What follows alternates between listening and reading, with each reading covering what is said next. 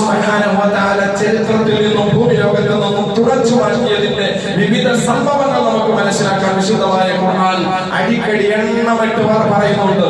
അല്ലാഹു പരീക്ഷിച്ചതായ ഖൗമിനെ കുറിച്ച്, അല്ലാഹുവിനെതിരെ ധിക്കാരം പ്രവർത്തിച്ചപ്പോ, അഹങ്കാരികളായപ്പോ, അല്ലാഹു നൽകിയ അനുഗ്രഹങ്ങൾക്ക് നന്ദി കെട്ടവരായി മാറിയപ്പോ അല്ലാഹു സുബ്ഹാനഹു വ തആല വിശുദ്ധമായ ഖുർആനിൽ പറയുന്നു, ഫകുല്ലന ഹദനാ ബിദംബിഹി, ഓരോ ജനതയും അവരുടെ പാപം കാരണമായിട്ട് അല്ലാഹു തആല അവരെ പിടികൂടി. ഫമിൻഹും മൻ അർസൽനാ അലൈഹിം ഹാസിബൻ, കല്ലുകൾ വർഷിച്ചുകൊണ്ട്, ചുട്ടുപഴുത്ത കല്ലുകൾ വർഷിച്ചുകൊണ്ട് മഹാനായ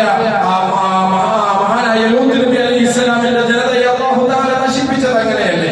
സ്വർഗ്ഗഗതികളായിട്ട് അല്ലാഹു പറഞ്ഞതായ നിയമത്തിനെ ലംഘിച്ചുകൊണ്ട് പുരുഷന്മാരെ ആശ്രയിച്ചപ്പോ അല്ലാഹു സുബ്ഹാനഹു വ തആല നരകത്തിൽ നിന്നുള്ളതായ ആ ഒരു ചുട്ടുപഴുത്ത കല്ലുകൾ കൊണ്ട് ലൂത്ത് നബി അലൈഹിസ്സലാമിന്റെ ജനതയെ കഅബയെ പൊളിക്കാൻ വന്ന അബ്രഹത്തിന്റെ ആനപ്പടയെ അല്ലാഹു സുബ്ഹാനഹു വ തആല വെറും കല്ലുകൾ കൊണ്ടാണ് അല്ലാഹു തആല നശിപ്പിച്ചതെന്ന് വിശുദ്ധമായ ഖുർആൻ പറയുമ്പോൾ, മുമ്പുള്ള ജനതയെ അവർ ധിക്കാരികളായപ്പോ അവർക്ക് നൽകപ്പെട്ട അനുഗ്രഹങ്ങൾക്ക് നന്ദി കെട്ടവരായി മാറിയപ്പോ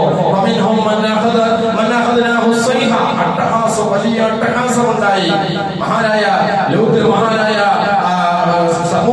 സമൂദ് ഗോത്രത്തിൻ്റെതായ സ്വാലിഹ് നബി അലൈഹിസ്സലാമിന്റെ കൗമും, സ്വാലിഹ് നബി അലൈഹിസ്സലാമിൻ്റെതായ ആ ഒരു ആഹ്വാനം അവഗണിച്ചുകൊണ്ട് ദൈവത്തിൻ്റെതായ ദൈവത്തിന്റെ ദൃഷ്ടാന്തമായ ഒട്ടകത്തെ അറുത്തപ്പോ അല്ലാഹു സുബ്ഹാനഹു വ തആല അവർ ഘോരമായ ശബ്ദം കൊണ്ടാണ് അവരെ പിടികൂടിയത്.